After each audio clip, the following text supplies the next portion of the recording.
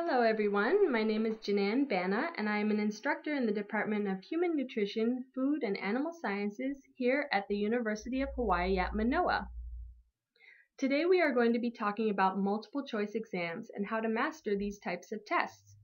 For some of you, especially those of you who have just entered college, this format may be somewhat unfamiliar and may take a while to get used to. Today, we will give you some tips to prepare for the exam and also tips on answering questions, along with a few examples in the nutrition field. First, we will talk briefly about exam preparation. The first tip is simply to study. It is important to study throughout the course and not just right before your exam, as multiple choice tests are common in courses that cover a lot of factual information.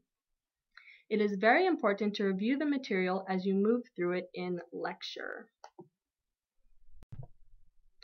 The second tip is to practice.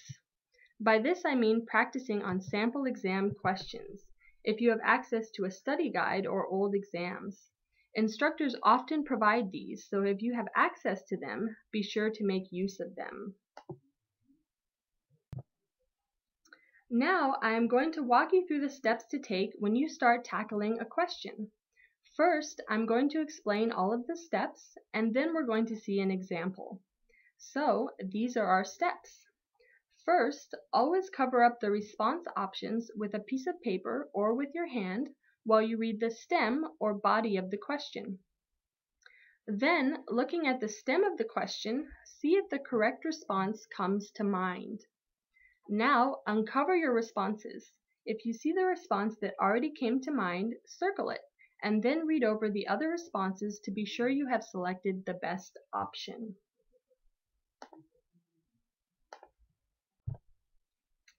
So, here is a sample question. Now, remember that the very first step is to cover up your response options, leaving you with the stem of the question. Now we will read the question and try to anticipate the correct response. The question reads, in experimental studies, the group that does not receive the treatment being tested is called what? After reading this question, I recall that the control group is the one that does not receive the treatment in an experiment. So now I uncover my responses, circle the control group, and check to make sure none of the other responses are better, which in this case they are not.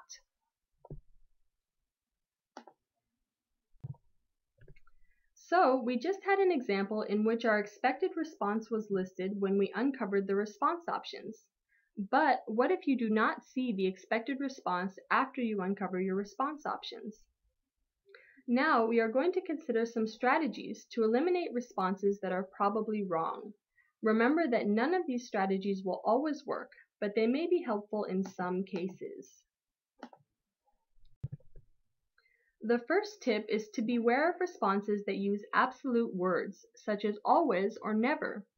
These responses are less likely to be correct than ones that use conditional words like usually or probably. Another helpful hint is that all of the above is often a correct response. If you can verify that more than one of the other responses is probably correct, then choose all of the above. If you are really unsure of the response, select B or C.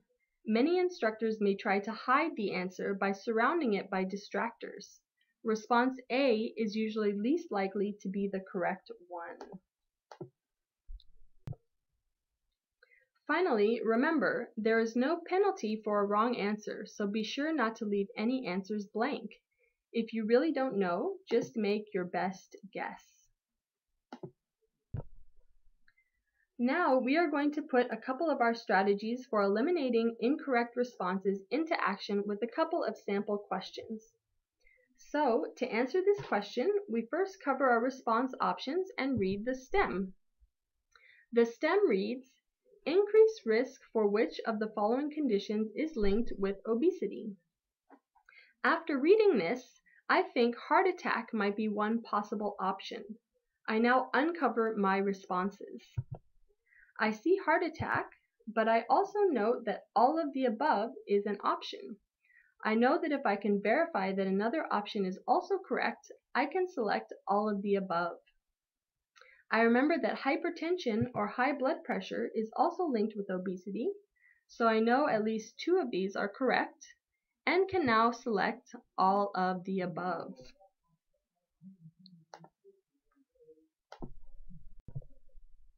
Here is another question. First, I cover my response options and read the stem. The stem reads, which substance is an energy source but is not considered to be a nutrient? Let's say I have no idea. I uncover my responses and I'm going to take a guess. I remember that B and C are often more likely to be correct answers than A or D, so I select C. In this case, C is indeed correct. Now, a few final tips for completing your exam. Be sure that you have filled in appropriate bubbles carefully in pencil. Be sure to fill them in completely and erase any stray marks, as the Scantron machine may not recognize your answer. After you finish, go back and check your work. Remember that each bubble should be filled in, even if it's only a guess. Finally, I wish everyone the best of luck on your multiple choice tests. I have included a link that has even more information about taking multiple choice exams here, in case you would like further guidance on this subject. I hope you have found this video to be useful, and I know you will have lots of success completing your exams.